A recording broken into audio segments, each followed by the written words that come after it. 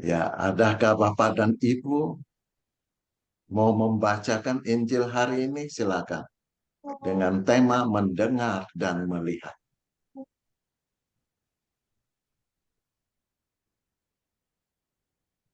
Saya ya Pak, Ya, silakan. Injil dari Matius bab 13. Maka datanglah murid-muridnya dan bertanya kepadanya, "Mengapa engkau berkata-kata kepada mereka dalam perumpamaan?" Jawab Yesus, "Kepadamu diberi karunia untuk mengetahui rahasia kerajaan sorga, tetapi kepada mereka tidak. Karena siapa yang mempunyai kepadanya akan diberi, sehingga ia berkelimpahan, tetapi siapa yang tidak mempunyai, apapun juga yang ada padanya akan diambil daripadanya. Itulah sebabnya aku berkata-kata dalam perumpamaan kepada mereka, karena sekalipun melihat, mereka tidak melihat, dan sekalipun mendengar, mereka tidak mendengar dan tidak mengerti. Maka pada mereka genaplah nubuat Yesaya yang berbunyi, "Kamu akan mendengar dan mendengar, namun tidak mengerti. Kamu akan melihat dan melihat, namun tidak menganggap. Sebab hati bangsa ini telah menebal, dan telinganya berat mendengar, dan matanya melekat tertutup, supaya jangan mereka melihat dengan matanya dan mendengar dengan telinganya dan mengerti dengan hatinya, lalu berbalik sehingga aku menyembuhkan mereka. Tetapi berbahagialah matamu karena melihat dan telingamu karena mendengar. Sebab aku berkata kepadamu, sesungguhnya banyak nabi dan orang benar ingin melihat apa yang kamu lihat, tetapi tidak melihatnya, dan ingin mendengar apa yang kamu dengar, tetapi tidak mendengarnya. Demikianlah Injil Tuhan. Terpuji. Terpujilah Kristus. Terima kasih Bu Feli sudah membacakannya. Bapak Ibu yang terkasih, kita melihat Injil hari ini. Yesus mengajarkan sesuatu yang sangat-sangat nyata dan konkret. Dimulai dengan ayat 10. Ketika murid-muridnya bertanya, kenapa engkau berkata kepada mereka dalam perumpamaan? Ya artinya, dalam pengajaran Yesus, ya ada perbedaan terhadap orang-orang yang belum mengenal Yesus dan baru mau mengenal Yesus dan mau tahu pada Yesus. Yesus mengajarkan suatu perumpamaan. Nah, ini supaya apa? Supaya mereka itu cepat paham, bisa memahami daripada dijelaskan secara mendalam, tetapi mereka tidak mengerti. Dan Yesus menjawab pada murid-muridnya. Kenapa pengajaran itu beda? Karena murid-muridnya sudah diberikan sebuah karunia untuk mengetahui rahasia kerajaan surga. Tetapi kepada mereka tidak. Di sini coba Bapak Ibu masuk lebih mendalam. Seperti juga kita. Kita sudah dipilih sebagai murid-murid Yesus. Kita dikasih kesempatan untuk belajar. Setiap hari belajar. Kita juga sudah menerima karunia Roh Kudus pada saat pembaptisan. Jadi kita juga dikasih pengetahuan untuk mengetahui kerajaan-kerajaan, rahasia kerajaan-kerajaan surga. Tapi bagaimana kita memakai karunia itu untuk mengetahui rahasia kerajaan surga, atau kita hanya mendiamkannya saja, tidak mau dipakai apa yang telah Yesus karuniakan pada kita. Karena hati-hati Bapak Ibu. Yesus bersabda lagi, karena siapa mempunyai kepadanya akan diberi, sehingga berkelimpahan. Saya ingat suatu ayat yang Yesus katakan, carilah dahulu kerajaan surga, maka semuanya akan ditambahkan kepadamu. Nah, ini sama persis.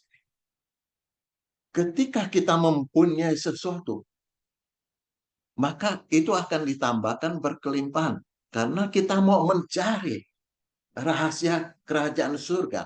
Kita mau mengetahui lebih mendalam lagi makna dari sabda Tuhan itu. Bukan hanya secara harfiah, kata per kata. Nah, sehingga membingungkan. Karena pada masa itu ajaran Yesus adalah suatu reformasi. Suatu perubahan yang radikal. Yang mana orang hanya mengerti Taurat dan hukum Taurat semata. Sehingga mereka dari kecil dijejalin oleh ajaran Taurat untuk taat dengan segala aturannya. Nah, tiba-tiba Yesus datang membawa pengajaran yang baru, nah, untuk mereformasi, nah, supaya terjadi transformasi, ada perubahan dari manusia lama menjadi manusia baru. Itulah yang diinginkan Yesus. Nah, karena kalau tidak kita pahamin demikian, maka seperti Yesus katakan, aku berkata-kata dalam perumpamaan pada mereka, karena sekalipun melihat, mereka tidak melihat. Dan sekalipun mendengar, mereka tidak mendengar. Dan tidak mengerti. Ya itulah yang terjadi dengan kita. Kita merasakan kasih karunia Tuhan. Kita bersyukur pada saat kita merasa ditolong. Tapi lama-kelamaan, hati kita menjadi dingin. Hati kita menjadi tebal. Sehingga ada pemisah, ada penyangga. Seakan-akan penglihatan kita, kalau ibarat melalui suatu kaca, kaca kita tidak pernah dibersihkan lagi. Ada kotoran-kotoran menempel. Sehingga kita tidak bisa melihat dengan jelas dan merasakan kasih Tuhan itu. Yang setiap saat berlimpah. Nah, sebagai devosan kerahiman ilahi, kita tahu Yesus selalu mengatakan, datanglah ke dalam kerahimanku dan berdoa, ambillah semua kerahiman, jangan takut. Bahwa rahmat-rahmat yang tidak diambil oleh orang-orang yang menolak untuk masuk ke dalam kerahiman Tuhan, semuanya akan diberikan pada kita. Artinya kelimpahan dari rahmat itu akan kita terima, tak putus-putus ya. Nah, sehingga Yesus mengajar dalam perumpamaan tersebut supaya mereka cepat paham dan mau melalui perumpamaan itu mau melibatkan diri dalam pelayanan. Karena iman itu adalah sesuatu yang aktif, yang bergerak. Nah, seperti juga setiap iman kita dikaruniai Roh Kudus. Nah, ketika Roh Kudus itu ada dalam diri kita, seperti juga dalam perjalanan dua murid ke Emmaus itu, hatinya berkobar-kobar.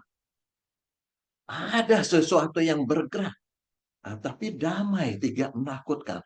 Sehingga membuat mata kita melek untuk memahami seluruh isi Alkitab itu. Nah, dalam permenungan Santa Teresia Avila, Santa Teresia mengatakan, bukan ternyata di dalam jiwa kita juga punya panca indera. Bukan hanya panca indera sebagai tubuh, tapi jiwa kita juga punya panca indera.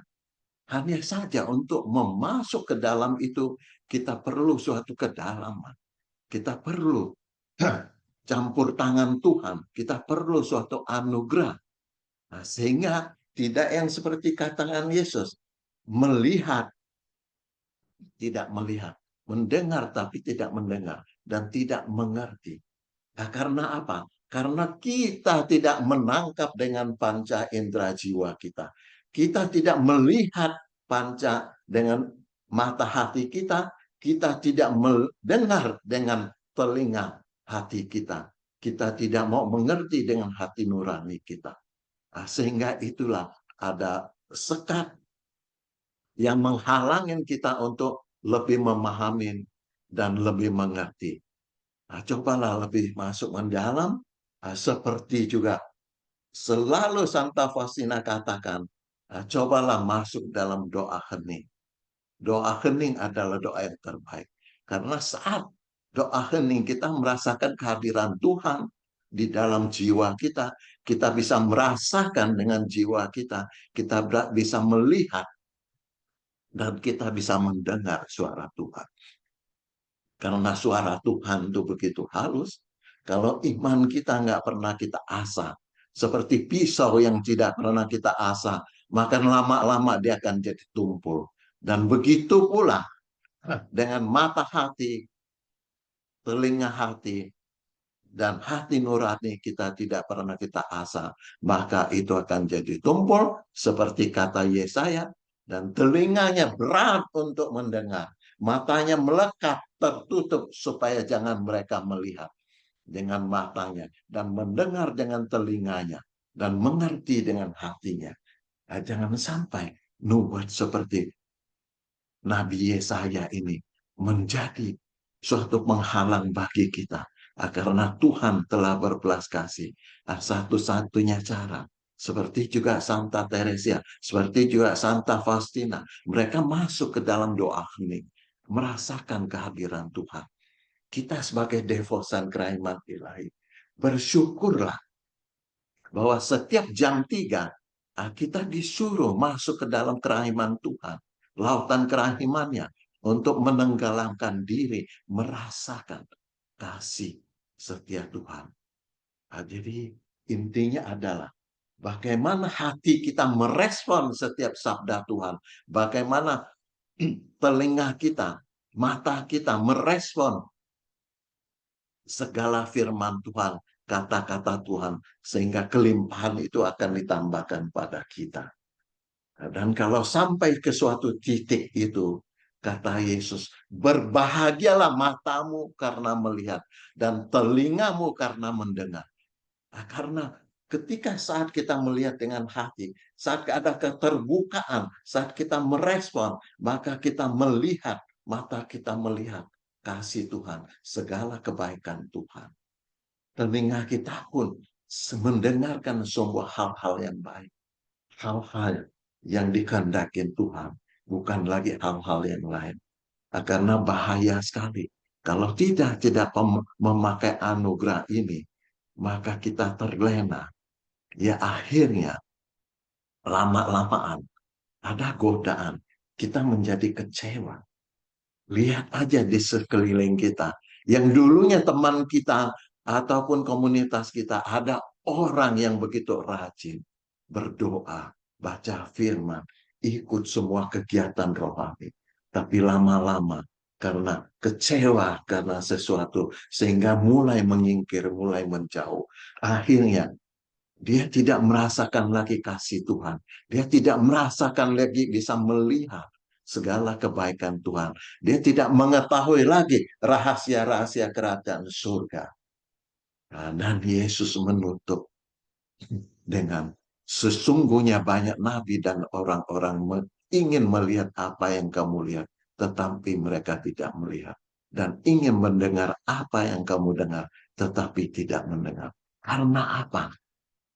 Karena pada saat itu mereka tidak mengerti paham bahwa Yesus adalah Tuhan.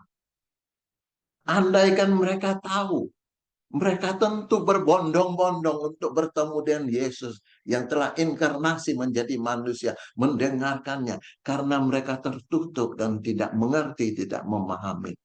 Hanya sebuah niat keinginan saja yang tersimpan di dalam hati. Padahal karunia itu sudah di depan mata, tapi tidak mau diambilnya.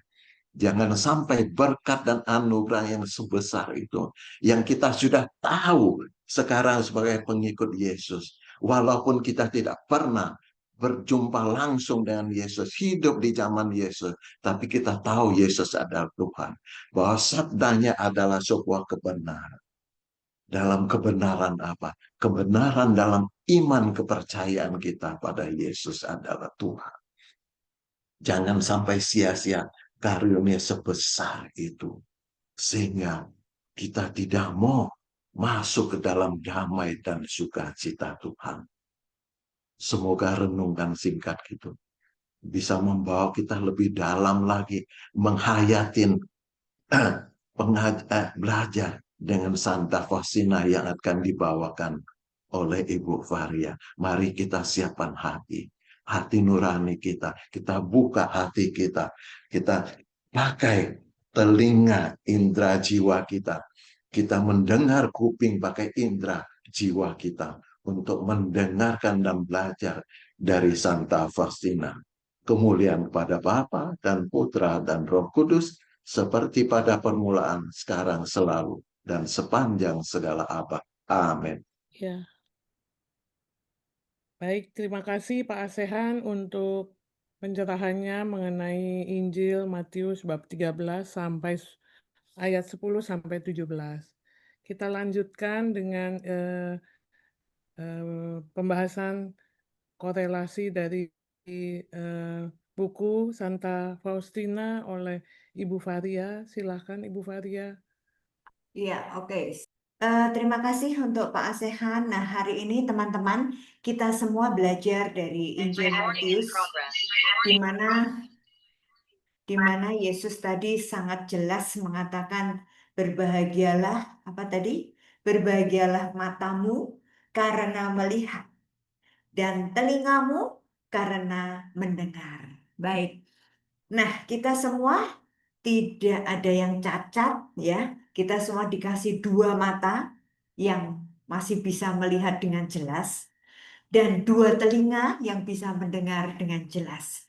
Maka harusnya kita berbahagia. Seperti yang Yesus katakan, berbahagialah. Karena kita punya mata bisa melihat, punya telinga bisa mendengar. Baik, tadi Pak Asehan sudah menjelaskan dari Biblisnya, dari Injilnya. Sekarang kita mau melengkapi, kita mau melihat, mau apa yang ditulis di dalam buku harian Santa Faustina. Mari kita simak bersama. Ayo, siapa yang mau membaca boleh langsung buka aja. Aku ya. Boleh, Hani. Buku harian Santa Faustina 313. Pernah ketika aku mengunjungi seniman yang melukis gambar kerahiman ilahi dan melihat bahwa gambar itu tidak seindah Yesus yang aku saksikan. Aku merasa sangat sedih akan hal itu. Tetapi aku menyembunyikan kesedihan itu dalam-dalam di lubuk hatiku. Setelah kami meninggalkan rumah sang seniman, Muder Superior singgah di kota untuk menyelesaikan sejumlah urusan. Sementara aku pulang ke rumah sendirian.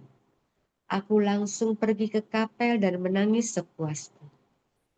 Aku berkata kepada Tuhan, siapa yang dapat melukis engkau seindah engkau sendiri? Kemudian aku mendengar kata-kata ini. Bukan dalam indahnya warna, bukan pula dalam bagusnya kuas terletak kebesaran gambar ini, tetapi dalam rahmat-Mu. Ya, baik, terima kasih Hani. Nah, Sama-sama. teman-teman, ini pada saat Faustina disuruh Yesus untuk melukis, lukislah aku. Karena sebelumnya Faustina itu secara tiba-tiba mendapat penglihatan. Mata Faustina bisa melihat Yesus yang hadir di hadapannya, dan kemudian Yesus memberikan perintah kepada Faustina, lukislah aku seperti yang kau lihat ini. Tapi apa yang terjadi? Faustina sudah berusaha mencari pelukis di jalanan, ya, pelukis jalanan. Lalu Faustina mengorder, suruh melukis sesuai dengan apa yang dia lihat, ya. Dan kita semua tahu lukisan itu yang sampai saat ini terkenal di seluruh dunia. Tetapi Faustina mengatakan gambar yang digambar oleh orang pelukis jalanan itu tidak seindah yang dia lihat. Tidak seindah seperti aslinya. Maka dia sedih sekali. Nah, lalu Faustina pergi ke kapel, menangis katanya, karena dia kecewa. Kok seorang pelukis jalanan tidak bisa melukiskan seperti yang dia lihat?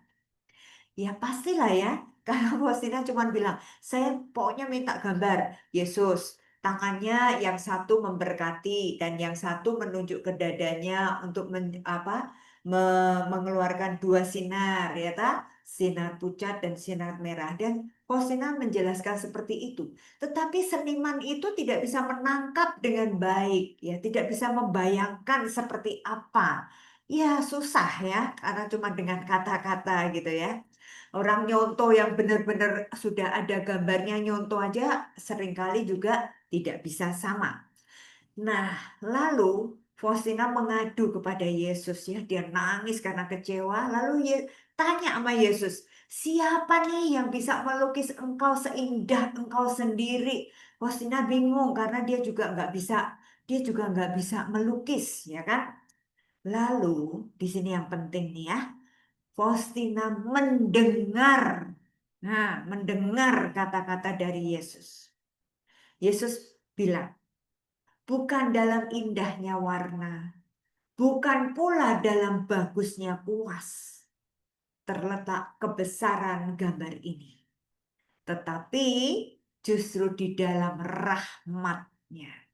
Jadi teman-teman, seringkali orang bertanya pada saya, Bu, gambar kerahiman itu yang asli yang mana? Katanya gitu. Ya, ini sering kalau ada seminar suka ditanya. Yang asli yang mana? Teman-teman, kita nggak usah heboh, nggak usah kepo mencari yang asli yang mana. Karena yang asli cuma satu pastinya. Dan dipasang di Polandia. Sekarang dipasang di biaranya Santa Faustina. Nah, jadi nggak mungkin kita mau cari yang asli. Nah, cuman kita seringkali kalau lihat di Google, itu gambar kerahiman itu berbagai macam. Ya kan? Macam-macam gambarnya. Saya mengatakan nggak usah kepo mana gambar yang bagus, mana gambar yang menurut kita kita tertarik gambar yang mana. Tetapi Yesus mengatakan nggak usah bingung. Yang penting ada gambar Yesus yang tangannya memberkati, kakinya satu melangkah ya untuk menghampiri kita, dan gambar Yesus berjubah putih dengan tangan yang kanan memberkati, yang kiri menunjukkan ke bagian dadanya di mana sebenarnya bukan di dada, tapi di lambung yang menggambarkan lambung yang tertikam ya oleh tombak prajurit Romawi, sehingga dari lambung itu terpancarlah muncrat gitu ya darah dan air. Nah, itu yang penting ya. Baik. Nah, ini gambarnya ya. Ini yang kita familiar ya. Tapi ada juga gambar yang lain. Jadi, yang paling penting adalah rahmat dari gambar ini. Maknanya, Yesus yang datang dengan jubah yang putih cemerlang karena simbol Yesus sudah dimuliakan di surga. Yesus sudah bangkit ya dan sudah dimuliakan oleh Bapa. Kemudian tangan kanannya yang siap memberkati, lalu tangan kirinya seolah-olah mau mengatakan, lihatlah ya, lambungku yang tertikam oleh prajurit Romawi itu mengeluarkan darah dan air. Dan dua simbol ini, darah dan air inilah yang membasuh kita, yang menyucikan kita, yang membebaskan kita dari belenggu dosa.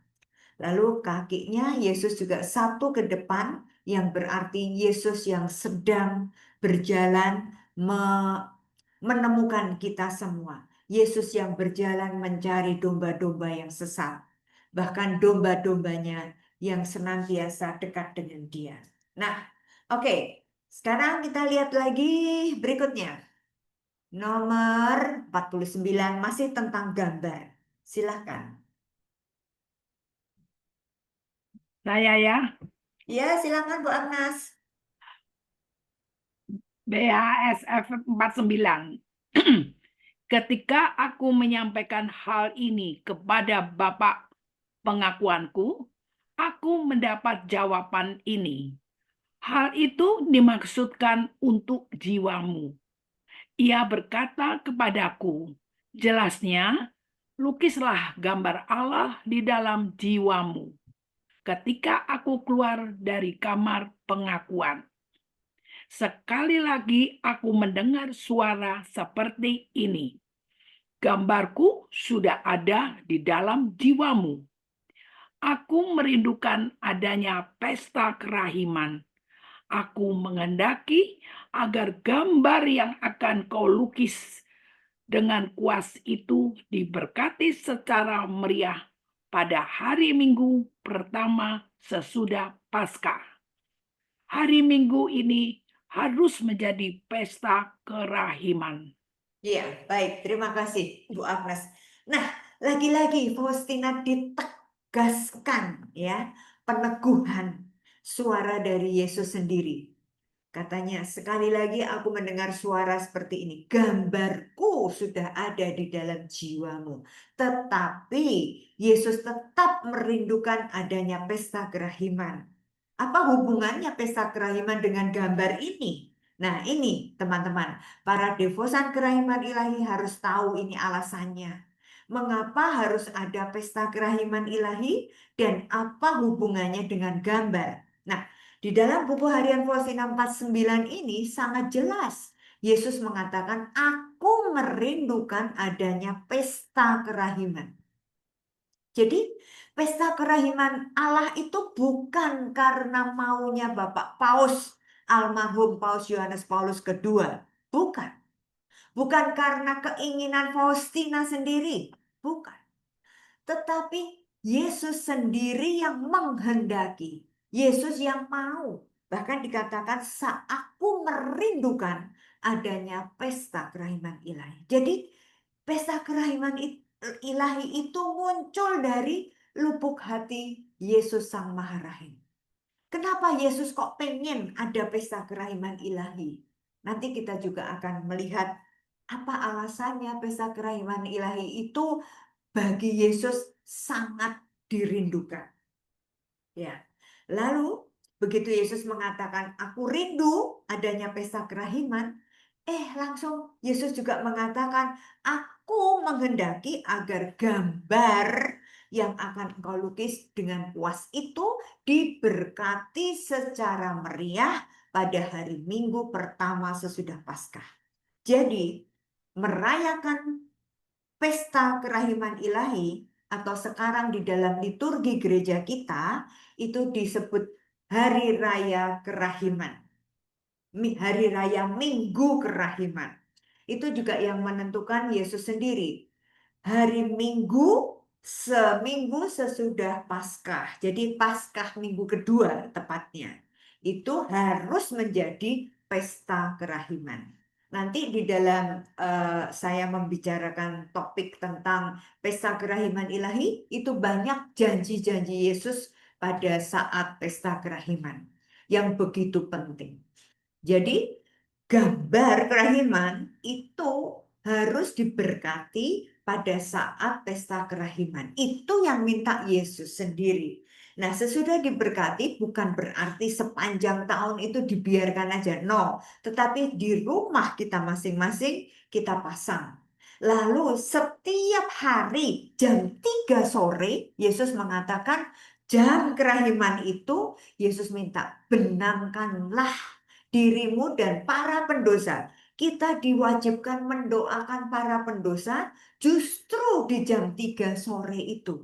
Pas Yesus wafat itu. Kenapa? Karena Yesus mengatakan, lihatlah lambungku yang tertikam ya oleh tombak prajurit yang mengeluarkan darah dan air. Pada jam 3 Yesus wafat itu, Yesus mengatakan, aku membuka hatiku ya, mencurahkan darah dan airku seperti lautan kerahiman.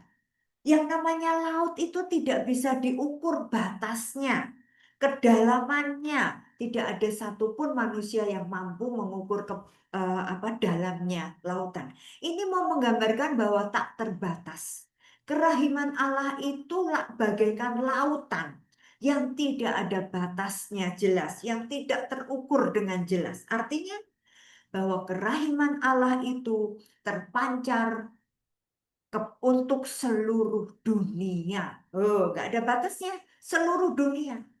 Jadi kalau kita doa jam 3, jam kerahiman, kita doa membawa para pendosa. Di Singapura sudah jam 4 kan, jadi dia jam 2 juga udah berdoa. Di Amerika kita doanya sore, mereka besoknya baru berdoa. Jadi artinya jam 3 itu di seluruh dunia tidak pernah berhenti. Yesus mencurahkan darah dan airnya, Yesus membuka lautan kerahimannya untuk para pendosa.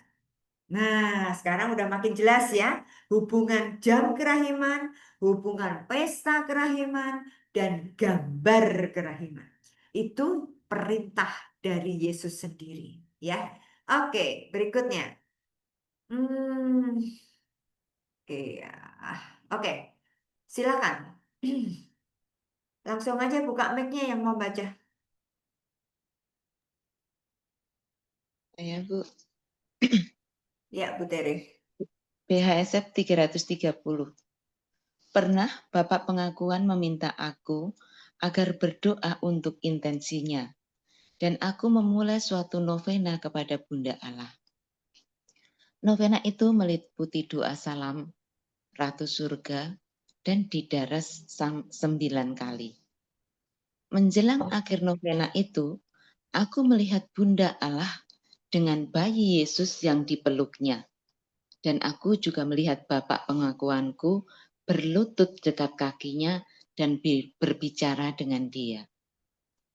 Aku tidak mendengar apa-apa yang ia bicarakan dengan dia, sebab aku sibuk berbicara dengan bayi Yesus yang turun dari pelukan ibunya dan mendekatiku. Aku tidak dapat berhenti mengagumi ketampanannya. Baik, terima kasih Bu Tere. Lihat bagaimana Faustina melihat Bunda Maria. Jadi penglihatan Santa Faustina itu tidak hanya pada Yesus seorang. Kadangkala dia bisa melihat Allah Bapa. Kadangkala dia bisa melihat Yesus Sang Putra. Dan dia juga bisa melihat orang-orang kudus, santo dan santa. Melihat Bunda Maria, sering sekali melihat Bunda Maria yang sedang menggendong Yesus. Itu sering dialami oleh Faustina. Jadi lihat di sini, Faustina sedang menjalani novena, lalu menjelang akhir novena, berarti menjelang hari ke-9, kata Faustina melihat Bunda Allah dengan bayi Yesus yang dipeluknya. Dan saat itu juga dia juga bisa melihat Bapak Pengakuan, Pastor Sopocko, ya. Padahal pada waktu itu Pastor Sopocko masih hidup, yang sedang berlutut di dekat kaki Bunda Maria dan berbicara dengan Bunda. Lihat di sini ya, bahwa ternyata orang-orang pilihan Yesus, para imam, itu juga dekat dengan Bunda Maria. Karena dasarnya adalah Yesus sendiri yang menyerahkan bundanya kepada semua murid-muridnya. Ingat, pada saat Yesus disalib, yang ada di bawah kayu salib siapa? Satu-satunya murid Yesus yang setia, Yohanes. Yohanes Rasul, ya kan? Maka pada waktu itu Bunda Maria juga ada di sana dan juga ada Maria Magdalena. Lalu Yesus di atas kayu salib itu melihat ke bawah dan berdoa. Ini sebagai amanatnya, sebagai pesan sebelum Yesus wafat. Ya. Mengatakan kepada Yohanes, "Anakku, inilah ibumu." Yesus menyerahkan ibunya, Bunda Maria, kepada murid yang dia kasihi, yaitu Yohanes. Yohanes mewakili seluruh murid-murid. Ini ibumu. Dan Yesus juga menyerahkan murid-muridnya kepada bundanya. Ibu, inilah anak-anakmu. Maka dengan dasar itulah kita semua sebagai umat Katolik memiliki ibu, yaitu ibunya Yesus sendiri. Yesus mengatakan, inilah ibu. Nah, maka Faustina yang begitu dekat dengan Yesus, Faustina sering kali berbincang-bincang dengan Bunda Maria, mendengar suara Bunda Maria, dan melihat Bunda Maria. Sering. Ya, nanti boleh teman-teman buka sendiri buku harian Faustina, cari berapa nomor, puluhan nomor yang menggambarkan, yang menceritakan Bunda Maria itu berbicara dengan Faustina. Dan Faustina juga melihat Bunda Maria. Tapi juga tidak jarang atau sering kali Bunda Maria itu menggendong Yesus. Bahkan ada yang pengalaman Faustina di mana Bunda Maria menyerahkan bayi Yesus kepada Faustina. Keren banget ya. Nah, jadi di sini saya mau menggarisbawahi bahwa Faustina diberi telinga seperti kita diberi telinga dua, normal bisa mendengar, tetapi yang kali ini semua dari nomor Faustina yang saya tayangkan nanti itu semuanya menggambarkan kepekaan Faustina.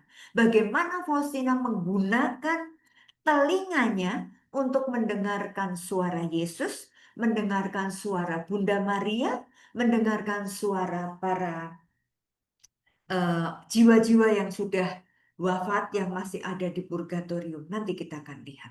Oke, berikutnya.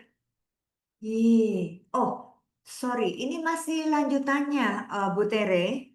Boleh dilanjutkan, Bu Tere?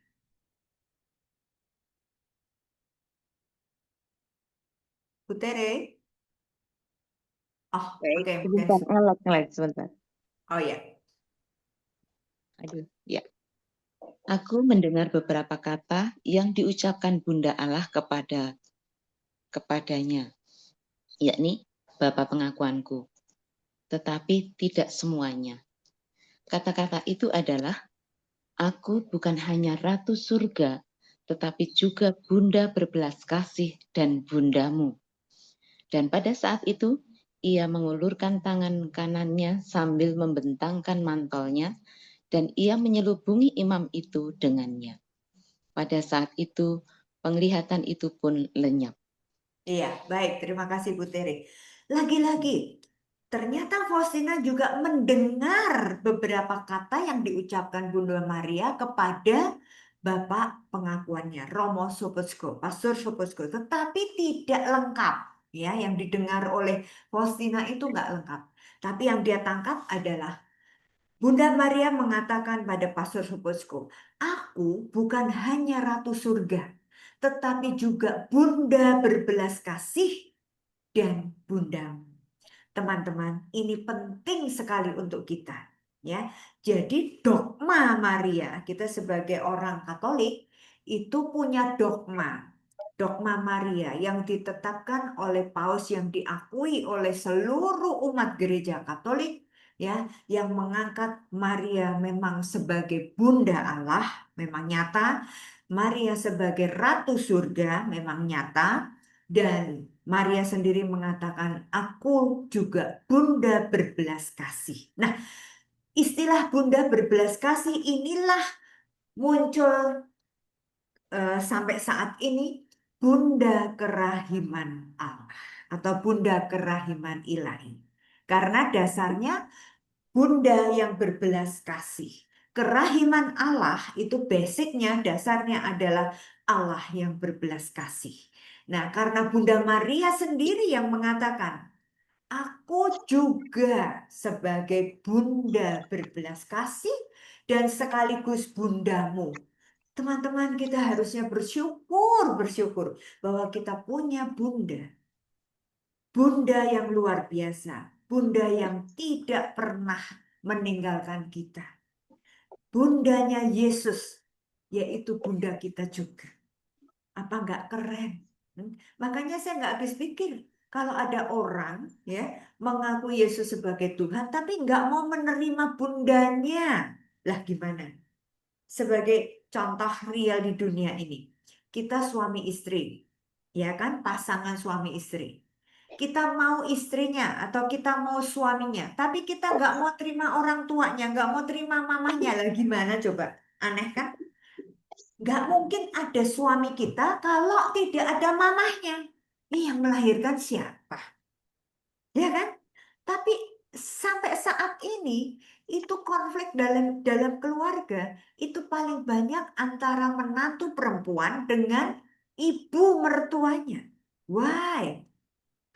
Karena tidak mau menyadari ini, nggak mau menyadari asal usul suaminya dari siapa. Nah, makanya Bunda Maria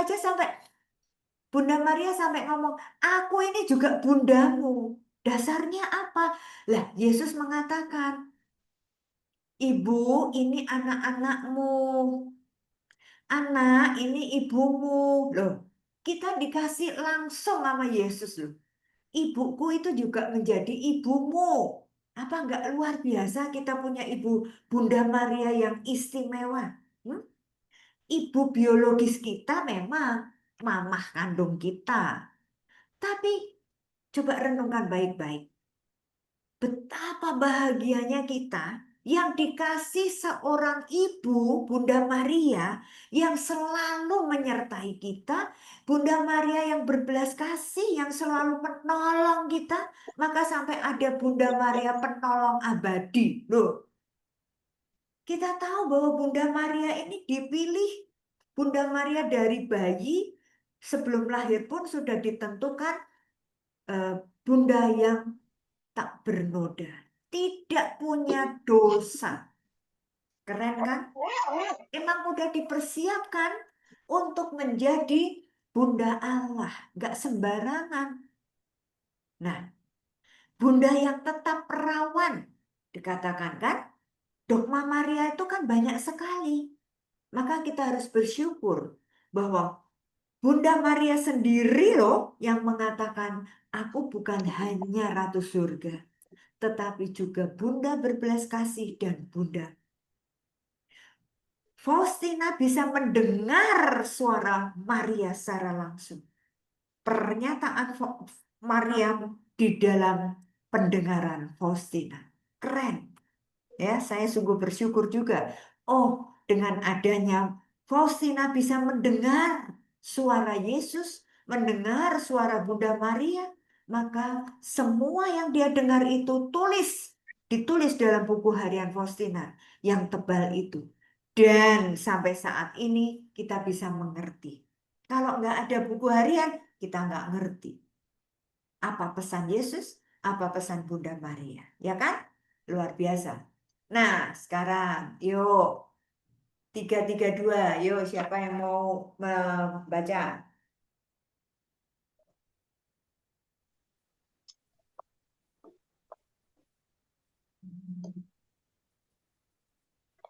Saya BHSF 332. Kamis kita memulai ibadat jam kudus. Aku membenamkan diriku dalam sakratul maut Yesus di Taman Zaitun. Maka aku mendengar suatu suara dalam jiwaku, renungkanlah misteri inkarnasi. Dan tiba-tiba bayi Yesus tampak di hadapanku, bersinar-sinar, memancar keindahan. Ia memberitahukan kepadaku betapa Allah sangat berkenan akan kesederhanaan dalam suatu jiwa. Meskipun keagunganku melampaui segala pengertian, aku menyatukan diriku hanya dengan mereka yang kecil. Aku menuntut dirimu semangat seorang anak. Ya, baik. Terima kasih Bu Agnes. Nah, teman-teman, di sini pada saat Faustina melakukan jam kerahiman, jam kudus, ya, seperti tadi jam 3 kita melakukan jam kudus, kita diajak merenungkan Yesus yang sengsara, ya kan? Nah, kalau ini Faustina merenungkan Yesus yang sedang ada dalam Taman Zaitun, yang sedang mengalami sakratul maut, ya kan?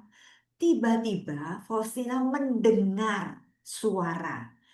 Lagi-lagi ya teman-teman, ini menjadi pertanyaan juga seringkali. Bu, mendengar suara Tuhan itu dengar secara nyata seperti saya ngomong sekarang ini, atau dengar dari batin. Nah, saya juga pernah bertanya sama pastor. Pastor mengatakan bukan suara audible, tetapi suara yang muncul dari hati. Tetapi saya punya teman yang pernah sharing sama saya dan mengatakan bahwa, Bu Varia, saya sungguh-sungguh dengar suara audible, suara dari telinga saya. Wah, saya mengatakan puji Tuhan kalau Ibu bisa mendengar secara audible. Jujur, saya belum pernah. Tetapi saya baru mendengar secara batin. Dan saya yakin itu suara Tuhan.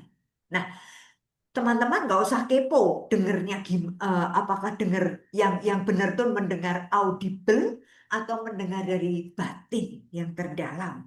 Kita nggak usah kepo. Tetapi kita diajarkan, kita selalu diajari untuk hati-hati. Ditelaah dulu. Mendengar suara Tuhan, diuji dulu kebenarannya. Artinya bagaimana?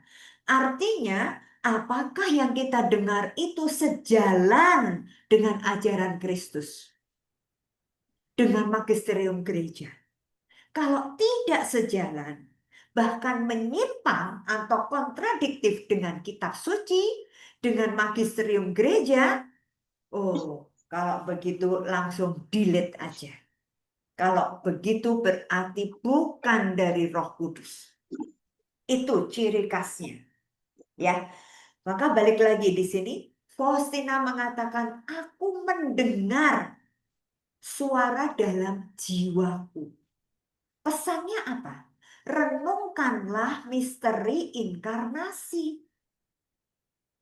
Inkarnasi itu apa? Sabda telah menjadi daging dan tinggal di antara kita. Pada mulanya adalah firman, firman itu bersama-sama dengan Allah dan firman itu adalah Allah. Kemudian ayat 14-nya, dan firman itu menjelma menjadi manusia, yaitu Yesus Kristus. Maka benar nggak kalau perintah yang diberikan oleh Yesus kepada Faustina, renungkanlah misteri inkarnasi? Pastinya benar. Karena Yesus itu ada di dunia ini melalui proses inkarnasi. Sabda yang menjadi manusia. Dan tiba-tiba, kata Faustina, bayi Yesus nampak di hadapanku. Artinya Faustina bisa melihat tiba-tiba Yesus yang dalam wujud masih bayi. Tetapi bukan seperti bayi biasa pada umumnya. Dikatakan di sini bayi yang bersinar-sinar memancarkan keindahan. Keren. Kan Yesus juga mengatakan aku adalah terang dunia. Jadi saya bisa membayangkan sejak kecil aja, sejak bayi aja Yesus memancarkan terang. Bahkan kita tahu juga bintang di mana 3 orang Majus waktu mencari Yesus yang lahir di mana, ya kan? Petunjuknya adalah bintang. Dan sampai di situ bintangnya memang terang benderang. Itu mau mengatakan bayi Yesus itu bersinar sampai kemana-mana. Semua sinarnya bisa dirasakan seluruh dunia. Lalu, kata Faustina, bayi Yesus itu memberitahukan kepadaku betapa Allah sangat berkenan akan kesederhanaan dalam suatu jiwa. Jadi teman-teman, kesederhanaan suatu jiwa itu sangat dicintai oleh Allah. Atau dengan kata lain, Allah itu sungguh mencintai orang-orang yang sederhana. Apa adanya. Bukan ada apanya, tetapi apa adanya. Ya, kepolosannya, kesederhanaannya, enggak yang sok tahu, sotoy gitu ya, bukan. Tetapi Yesus mau rendah hati dan lemah lembut. Nah, lalu Faustina mendengar suara lagi dari Yesus yang mengatakan, meskipun keagunganku melampaui segala pengertian, tetapi aku menyatukan diriku hanya dengan mereka yang kecil. Kecil di sini bukan kecil badan yang kecil, kurus kering, tidak bergizi baik, bukan. Tetapi kecil di sini adalah kecil rendah hati. Orang yang kecil, orang yang nggak umuk, orang yang nggak sombong, orang yang nggak sotoy. Lalu Yesus juga pesan, aku menuntut darimu semangat seorang anak. Kenapa? Kenapa anak? Hah? Waktu Yesus di dalam Injil Matius, Markus, Lukas, ya, itu juga mengatakan bahwa kerajaan Allah seumpama seperti seorang anak kecil ini. Kerajaan Allah diumpamakan mirip dengan anak kecil ini. Kenapa yang dibikin contoh anak kecil? Karena anak kecil itu tidak sotoy. Anak kecil itu nurut, pasrah, percaya penuh sama orang tuanya. Betul? Betul. Karena anak kecil itu saking polosnya, nurut, manut. Dibawa kemana aja sama bapak ibunya, yo manut. Itu anak kecil. Tapi kalau udah mulai besar, udah mulai bisa protes. Anak zaman now lebih sotoy, merasa lebih pinter dari bapak ibunya. Betul? Ya, bener banget. Zaman sekarang ini zamannya wong edan, walik kebalik. Anak sekarang itu merasa dirinya lebih pinter dalam segala hal dari orang tuanya. Makanya anak sekarang itu protes tak isini. Menuntut ini, menuntut itu, mengatakan papa mama jadul. Zaman sekarang nggak kayak gitu. Memang kita harus akui anak sekarang jauh lebih pintar dari kita. Kenapa? Satu, gizinya bagus. Yang kedua, setiap kali ibu hamil, sekarang selalu kontrol ke dokter tiap bulan sekali. Kalau udah mendekati kelahiran, 2 minggu sekali, seminggu sekali. Dipantau perkembangan anaknya. Zaman orang tua kita dulu, mana ada yang ke dokter kandungan di USG. Apalagi sekarang USG 4 dimensi. Tahu, belum lahir aja udah tahu. Ih, nanti bayiku matanya gede, bayinya nanti hidungnya mancung, wah, dan lain-lain. Nggak ada zaman dulu. Maka betul kalau dikatakan anak sekarang lebih pinter. Lah iya, lebih canggih. Perawatannya lebih canggih, ibunya vitaminnya lebih bagus. Zaman dulu nggak ada orang hamil minum vitamin. Ya kan, Bu Agnes ya? Iya, masih alami aja. Masih nggak tahu nanti lahir anaknya laki atau perempuan, nggak tahu. Tapi zaman sekarang ya ilah, baru aja positif udah ribut cari dokter yang bisa tahu ini laki atau perempuan dan seterusnya. Nah, jadi Yesus mengatakan, aku menuntut darimu semangat seorang anak. Semangatnya. Spiritualitasnya. Bukan artinya kamu harus jadi anak kecil terus yang pikirannya kayak anak kecil terus. Bukan. Tapi semangat anak kecil itu apa tuh? Tadi saya mengatakan anak kecil itu polos, anak kecil itu nggak sotoy, tapi percaya penuh pada orang tuanya. Dan semangat anak-anak itu ingin tahu, semangat untuk belajar. Itu. Ya, jadi itu Yesus sendiri yang minta loh. Sekalipun sudah tua, rambutnya udah putih semua, tapi Yesus minta semangatnya seperti seorang anak. Begitu ya. Jadi artinya mau ingin tahu, tahu lebih dalam lagi, belajar lagi, lebih baik lagi. Jangan kayak orang orang tua tuh ada yang saya bilang, ayo Bu, Pak, ikut belajar sama-sama. Bu, aku tuh sudah nggak pantas, wong aku tuh udah tua. Loh, justru semakin tua itu punya semangat anak-anak belajar gitu ya. Menjadi murid Yesus itu sampai kita nanti game over. Kita tetap statusnya murid Yesus yang nggak pernah lulus. Ya. Oke, berikutnya. Yes. Siapa yang Aku mau ya, baca? Van. Yuk, oke Bu Vero. BHSS 85. Vinicius 2 Agustus 1934. Pada hari Jumat, sesudah komuni kudus dalam roh, aku dibawa ke hadapan tata Allah. Di sana aku melihat bala surga yang tak henti-hentinya memuji Allah.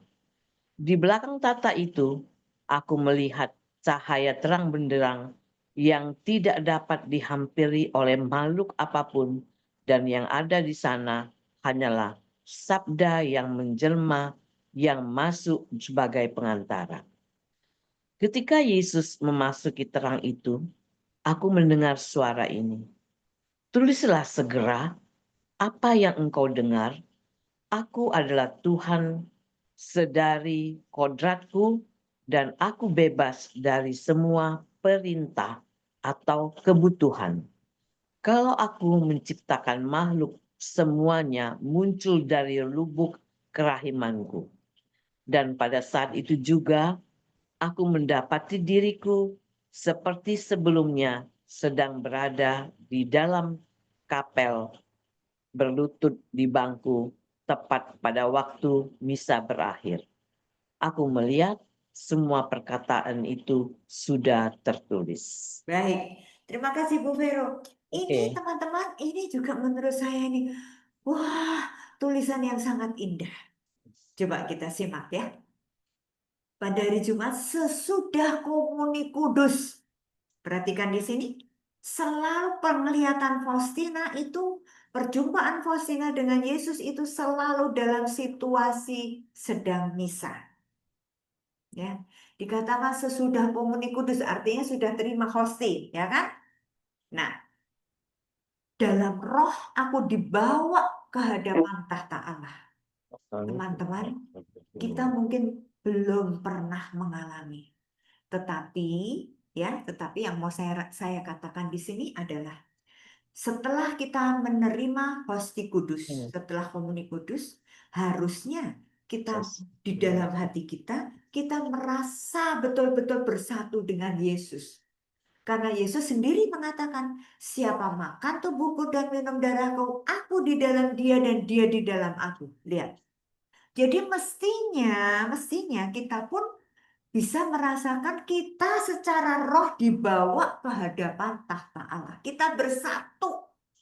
Cuman karena kita nggak peka aja. Kita belum latihan. Maka yuk kita mengubah cara kita. Kalau kita ke gereja sesudah komuni, kita sungguh-sungguh fokus hanya kepada hosti kudus itu. Di mana saat kita makan hosti itu, kita membayangkan Yesus yang masuk ke dalam diri kita. Into my heart. Masuklah ke dalam hatiku. Nah, lalu di sini Faustina juga melihat bala surga. Bala surga itu seluruh penghuni surga. Dan dikatakan mereka tak henti-hentinya memuji Allah. Maka teman-teman, di saat kita menyanyikan kudus, kudus, kuduslah Allah. Itu kita juga menyanyi bersama para malaikat di surga. Bersama malaikat di surga, ya kan? Kita nyanyikan pujian, kita memuji Tuhan. Ya, mereka tidak henti-hentinya memuji Tuhan, memuji Allah yang Maha Kudus. Nah, lalu Faustina mengatakan, aku juga melihat di belakang tahta itu ada sinar cahaya yang terang benderang yang tidak dapat dihampiri oleh makhluk apapun. Pada saat saya membaca ini, saya ingat penglihatannya siapa? Musa. Musa atau Abraham? Ayo, yang dikatakan di antara semak-semak berduri. Yang dikatakan di situ kehadiran Allah. Selalu kehadiran Allah itu selalu dinyatakan cahaya, terang benderang yang tidak dapat dihampiri oleh makhluk apapun. Dan ada di sana hanyalah sabda yang menjelma, yaitu Yesus toh, yang masuk sebagai perantara. Jadi mau dikatakan bahwa Faustina melihat cahaya dan di balik cahaya itu adalah sosok Yesus, sabda yang menjelma. Lalu ketika Yesus memasuki terang itu, dikatakan Faustina, aku mendengar. Nah, bagaimana Faustina mendengar Tuhan? Selalu dalam situasi dia sedang hening, sedang berduaan dengan Yesus. Setelah komuni kudus, makan hosti, itu sedang berduaan, sedang intim dengan Yesus. Berada di kapel, itu sedang berrelasi dengan Yesus. Maka pada situasi seperti itulah Faustina selalu bisa mendengar dan melihat. Nah, lalu suara Yesus mengatakan apa? Ini satu perintah yang luar biasa. Tulislah segera apa yang engkau dengar. Perintah Yesus kan untuk menulis ya. Aku adalah Tuhan sedari kodrat. Pada mulanya adalah firman, firman itu bersama-sama dengan Allah dan firman itu adalah Allah. Lihat. Jadi kodrat Yesus adalah Allah. Lalu dan aku bebas dari semua perintah atau kebutuhan. Kalau aku menciptakan makhluk, kita ini kan semua diciptakan kan? Kita adalah ciptaan dan Yesus sang pencipta, bukan? Nah, dikatakan begini, semuanya itu muncul dari lubuk kerahiman. Jadi teman-teman, mari kita renungkan. Kelahiran kita, kehadiran kita di dunia ini, dasarnya karena muncul dari lubuk kerahiman Allah. Jadi bukan karena kebetulan, bukan karena hawa nafsu dari orang tua kita, maka kita lahir. Tetapi dari lubuk kerahiman Allah. Jadi memang udah direncanakan dari sono bahwa Varia harus ada di dunia ini sampai kapan. Ibu Agnes harus ada di dunia ini, Ibu Vero harus ada. Itu semua bukan karena kebetulan. Semuanya sudah direncanakan jauh-jauh hari sebelum kita ada bahkan. Allah sudah merencanakan. Dan yang paling penting, kita lahir di dunia ini berdasarkan kerahiman Allah. Apa maksudnya kerahiman? Belas kasih Allah. Apa maksudnya belas kasih? Allah yang sungguh mencintai kita. Jadi dasarnya kita lahir di dunia ini adalah karena love. Karena Allah yang mencintai kita. Jadi kalau kita tahu bahwa kita itu diciptakan berdasarkan cinta kasih Allah, kayaknya nggak ada orang yang mau bunuh diri. Ya kan? Karena merasa aku ini diciptakan karena cinta Allah. Dari cinta Allah maka aku ada. Masa iya tega bunuh diri? Nggak mungkin kan? Nah, oke. Lalu tadi perintahnya suruh menulis kan?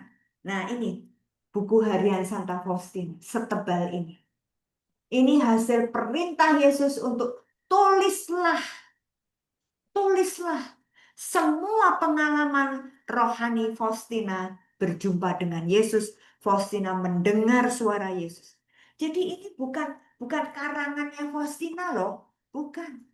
Maka saya selalu mengatakan, kalau kita tidak pernah mau dekat dengan Tuhan, ya kita nggak bisa, artinya begini, kita nggak mungkin bisa kenal Tuhan Yesus itu siapa kalau kita tidak pernah mau membaca kitab suci dan tidak mau membaca buku harian Faustina. Karena di dalam buku harian Faustina justru bukan menceritakan tentang Faustina, bukan riwayat hidupnya Faustina, tetapi bagaimana Yesus digambarkan oleh Faustina. Luar biasa, banyak sekali. Dan saya udah baca berulang-ulang, saya merasakan semua tulisan Faustina itu meneguhkan, memperjelas kitab suci. Maka saya bersyukur kalau saya boleh dikasih kesempatan oleh Yesus untuk belajar lebih dalam, mengenal lebih dalam lagi tentang kerahiman Allah. Nah, lalu terakhir Faustina mengatakan apa? Aku melihat semua perkataan itu sudah tertulis. Nah loh, siapa yang menulis berarti? Yesus sendiri yang menulis. Jadi ini buku harian Faustina ini, wow, hebat. Selain Faustina,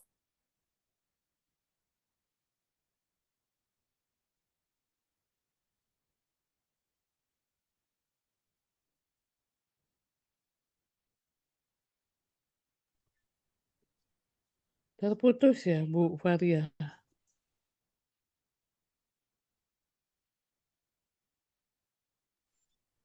Nge-lag kayaknya, Kak Vel. Iya, sepertinya. Iya.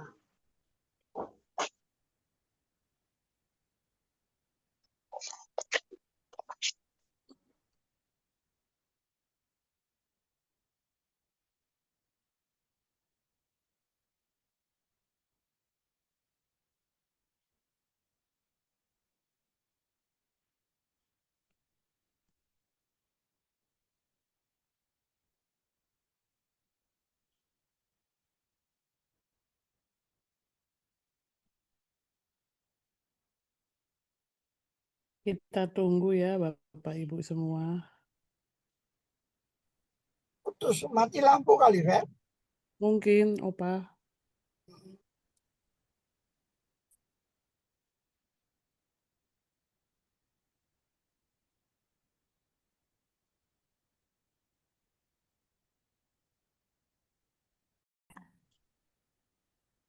aduh, tadi sampai nomor berapa ya? 85, Pak. Betul ya? Ya. Ya, oke.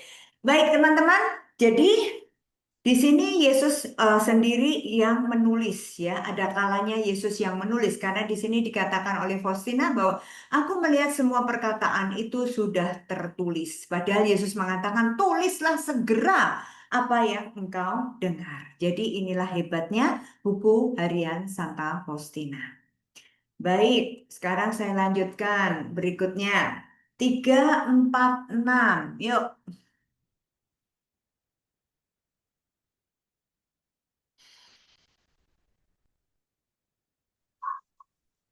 BHSF 346. 24 Desember 1934 malam Natal. Dalam misa pagi, aku merasa sangat dekat dengan Allah. Meskipun aku hampir tidak menyadarinya, rohku terbenam dalam Allah. Tiba-tiba aku mendengar suara ini, Engkau adalah tempat kediamanku yang menyenangkan. Rohku beristirahat dalam dirimu. Sesudah mendengar suara itu, aku merasa Tuhan menatap ke dalam lubuk hatiku. Sambil melihat kepapaanku, aku merendahkan diriku dalam roh dan mengagumi kerahiman Allah yang luar biasa, yakni bahwa Tuhan yang Maha Tinggi berkenan menghampiri aku yang sedemikian papa. Iya, baik. Terima kasih Bu Ana. Nah, teman-teman, ini pengalaman Faustina di malam Natal.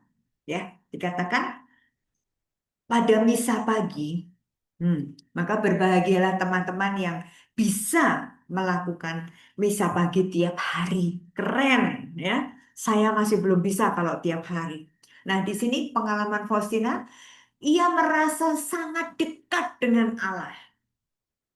Lihat ya, harusnya setiap kali misa, setiap kali kita masuk ke gereja, itu suasana hati kita harusnya juga dekat dengan Allah. Ya. Meskipun aku hampir tidak menyadarinya, rohku terbenam dalam Allah. Tiba-tiba, kata Faustina, aku mendengar.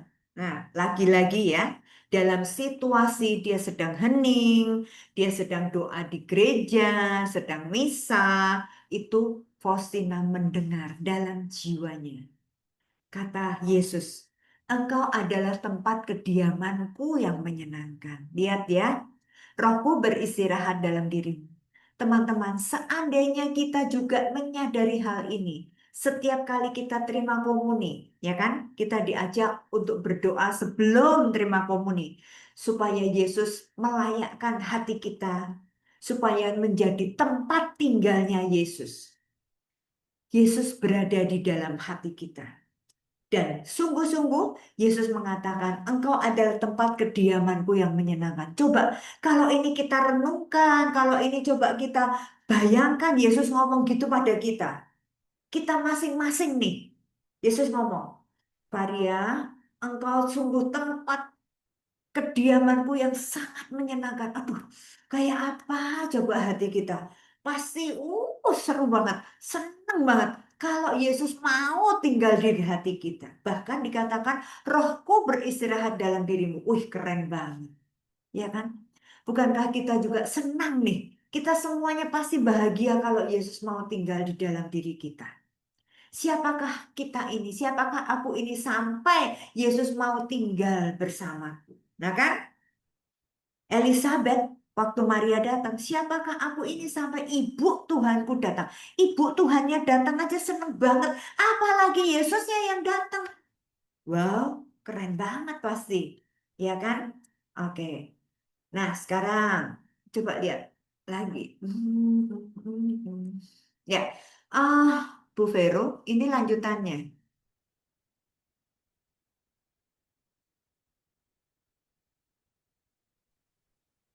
Ya. Pada waktu komuni kudus, sukacita memenuhi jiwaku. Aku merasa bahwa aku dipersatukan secara erat dengan Allah, dengan kealahan. Kemahakuasaannya meliputi seluruh keberadaanku. Sepanjang hari ini, aku merasakan kedekatan dengan Allah secara istimewa. Pada hari ini, tugas-tugasku sepanjang hari ini sedemikian banyak sehingga aku tidak dapat pergi ke kapel barang sejenak pun. Meskipun demikian, tidak sesaat pun aku tidak bersatu dengan Allah. Aku merasakan Dia adalah di dalam diriku lebih jelas daripada kapanpun sebelumnya, sambil tanpa henti memberi salam kepada Bunda Allah dan masuk ke dalam rohnya. Aku memohon kepadanya untuk mengajar kepadaku cinta sejati kepada Allah. Dan kemudian aku mendengar suara ini. Malam ini dalam misa kudus, aku akan membagikan kepadamu rahasia kebahagiaanku. Ya, baik. Terima kasih Bu Ana. Nah, teman-teman, selalu pengalaman Faustina berjumpa dengan Yesus, mendengarkan Yesus itu pada waktu komuni. Ya, itu waktu komuni itu benar-benar Yesus masuk ke dalam diri kita, into my heart. Bahkan Yesus tadi mengatakan, hatimu menjadi tempat kediamanku. Yesus betah tinggal di dalam hati kita. Rohku ada di dalam diri. Rohku akan bersemayam di dalam dirimu. Keren banget.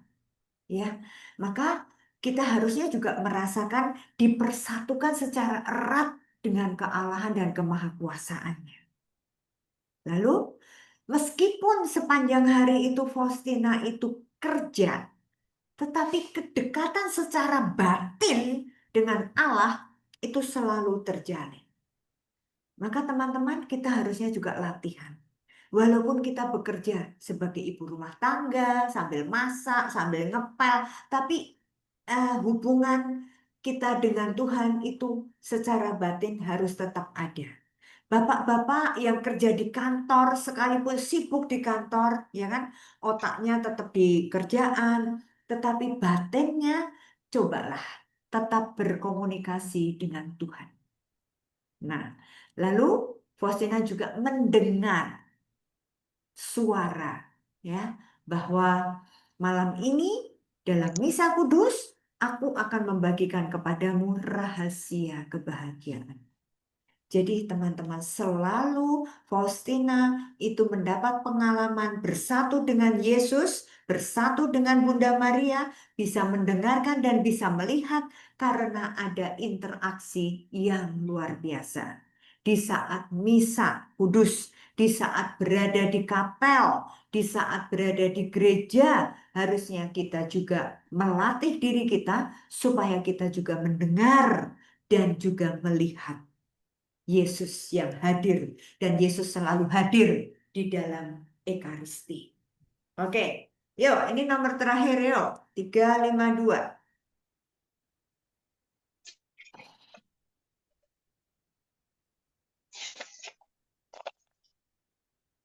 Kok nggak ada yang laki? PHSF 352. 4 Januari 1935. Kapitel pertama dipimpin Muder Borgia. Dalam kapitel ini, Muder menekankan kehidupan iman dan kesetiaan dalam hal-hal yang kecil. Setelah kapitel berlangsung setengah jalan, aku mendengar kata-kata ini. Aku menghendaki agar pada saat sekarang ini kalian semua memiliki iman yang lebih besar. Betapa besarnya sukacitaku atas kesetiaan mempelaiku dalam hal-hal yang paling kecil. Saat itu aku memandang salib dan melihat bahwa kepala Yesus berpaling ke arah ruang makan dan bibirnya bergerak. Oke, ya, makasih Feli. Lihat di sini teman-teman, apa pengalaman Faustina. Aku mendengar kata-kata ini. Nah, yuk kita simak bersama. Yesus juga bilang pada kita loh, saat ini juga di saat kita membaca atau mendengar, Yesus bicara dengan kita. Aku menghendaki agar pada saat sekarang ini, kalian semua, Anda dan saya, memiliki iman yang lebih besar. Nah, ya kan? Kita harus terus minta Tuhan tambahkan imanku supaya kita sungguh-sungguh beriman penuh pada Tuhan. Betapa besarnya sukacitaku atas kesetiaan mempelaiku dalam hal-hal yang paling kecil. Jadi teman-teman, bagaimana kita mau menyenangkan Tuhan? Yesus sendiri mengatakan, kita melakukan hal yang kecil dengan setia, itu sudah menjadi sukacita buat Tuhan. Ya, lalu saya pernah apa ya, dalam meditasi saya juga pernah bertanya, Tuhan, ini Zoom tiap Kamis ini gimana baiknya ya? Stop apa enggak? Karena kan sekarang juga udah jarang yang Zoom gitu ya. Ini dilema buat saya di awal tahun 25 kemarin. Lalu saya juga diskusi dengan teman-teman tim, mau terus apa enggak gitu. Dan teman-teman mengatakan terus, karena juga ini berguna untuk banyak orang. Lalu kemudian saya mencoba mengeterapkan dalam diriku. Iya, dengan Zoom seperti ini, itu saya melatih diri saya secara pribadi untuk melakukan kesetiaan dalam hal yang paling kecil. Seolah-olah Yesus mengatakan, Far, cuma seminggu sekali aja kok kamu nggak rela toh. Cuma seminggu sekali aja kok kamu hitung-hitungan toh. Ya secara manusia kadang-kadang saya juga dalam tanda petik letih. Emangnya gampang apa mempersiapkan materi begini gitu ya. Apalagi kalau Eci udah WA saya, temanya apa? Aduh, gubrak deh. Karena saya kan juga punya banyak kegiatan. Tetapi saya ingat ini, Yesus mengatakan kepada saya, aku menghendaki pada saat sekarang ini kamu harus mempunyai iman yang lebih besar. Nah, kaget saya langsung ya. Dan Yesus mengatakan lagi, betapa besarnya sukacitaku kalau kamu mau setia dalam hal yang paling kecil. Saya ini baru melakukan seminggu sekali aja nih, sungguh seperti ini. Kok bawel? Kok nggak rela? Nah, di situ saya mulai mengubah mindset saya. Oke Tuhan, saya mau taat. Saya harus punya iman yang lebih besar. Karena saya mau percaya. Iman itu kan percaya. Barang siapa percaya, beriman, menyerahkan seluruh keberadaanku kepada Tuhan. Maka saya mengatakan, Tuhan, aku mau. Ini sebagai latihan rohani saya. Demikian juga teman-teman yang setia setiap hari Kamis ikut Zoom di sini. Kita ini belajar ketaatan dan kesetiaan dalam hal yang kecil sekalipun.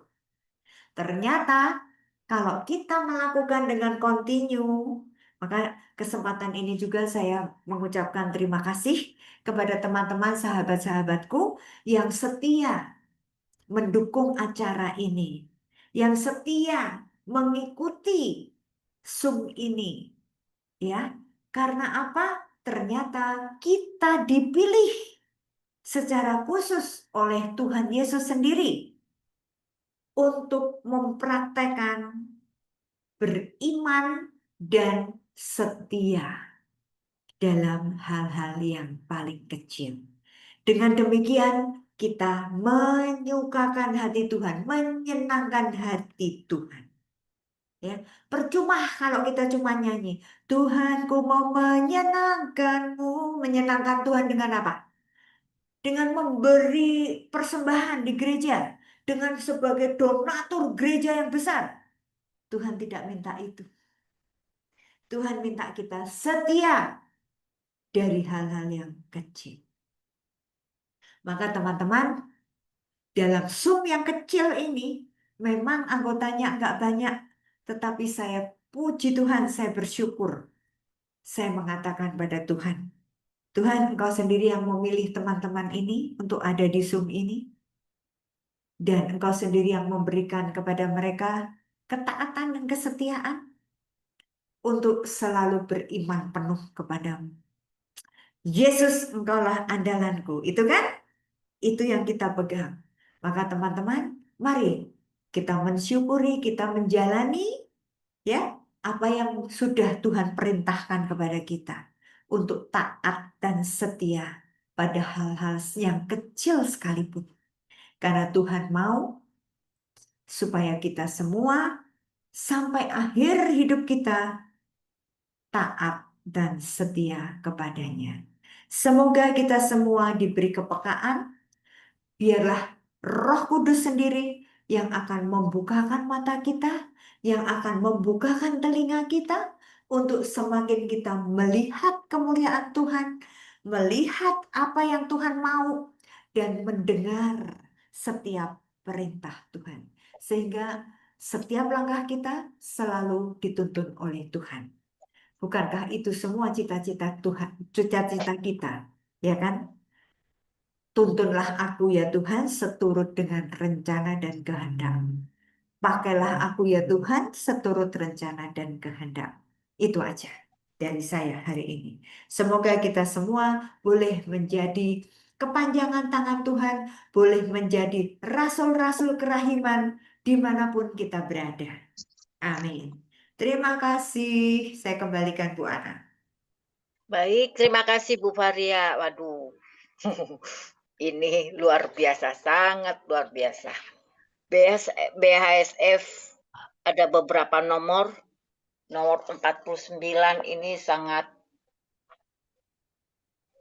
membuat kita